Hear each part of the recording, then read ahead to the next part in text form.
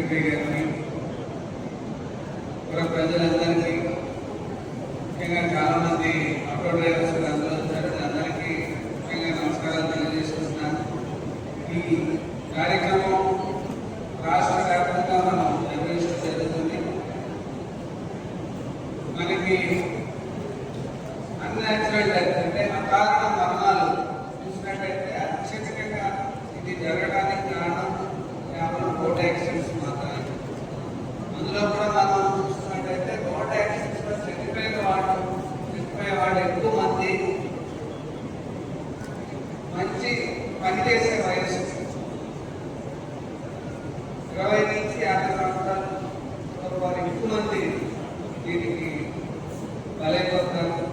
చాలా కుటుంబాల్లో వీరే ఏకైక జీవనాధారం, వీరిపైన కుటుంబాలు ఆధారపడుతున్నాయి. వీరి మరణంతో కుటుంబాలు చిక్కిపోయి పిల్లల భవిష్యత్తు ఆకాంక్షగా తయారయ్యే సందర్భాలు మనం ఎన్నో చూస్తాం.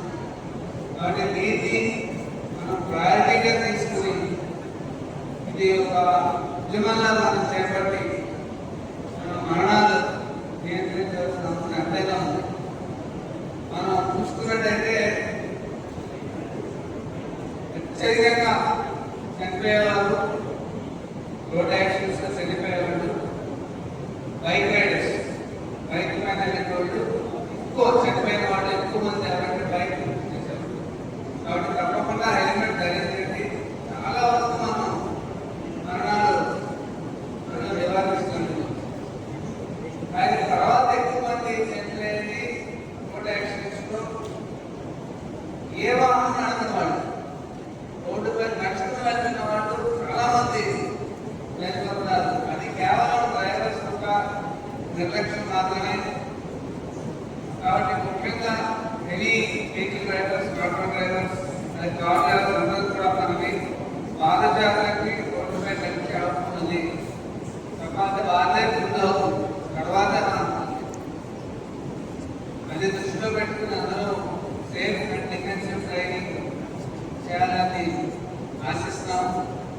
అలాగే నిజామాబాద్ పోలీస్ వారు సెక్యూరిటీ కౌన్సిల్ లో భాగంగా ఈ యాక్సిడెంట్సే కాకుండా ఇతర కార్యక్రమాలు ఉమెన్ సేఫ్టీ గురించి కానీ, సైబర్ క్రైమ్ కానీ గురించి కానీ కూడా వారు చేపట్టడం జరిగింది. చాలా హర్షించదగ్గ విషయం.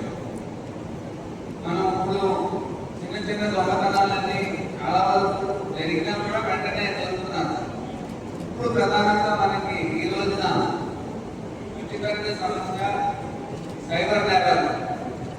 ఎక్కడి నుంచి చేస్తారో తెలియకుండా చేసే నేరాలేది. డబ్బులు పోయిన తర్వాత కూడా చాలా రోజుల కూడా పోగొట్టుకున్న వాళ్ళు బాధితులు మోసపోయామనే తెలియకుండా కూడా జరిగిపోతాయి. దానివల్ల సమయానికి రిపోర్ట్ కూడా అవ్వడం లేదు.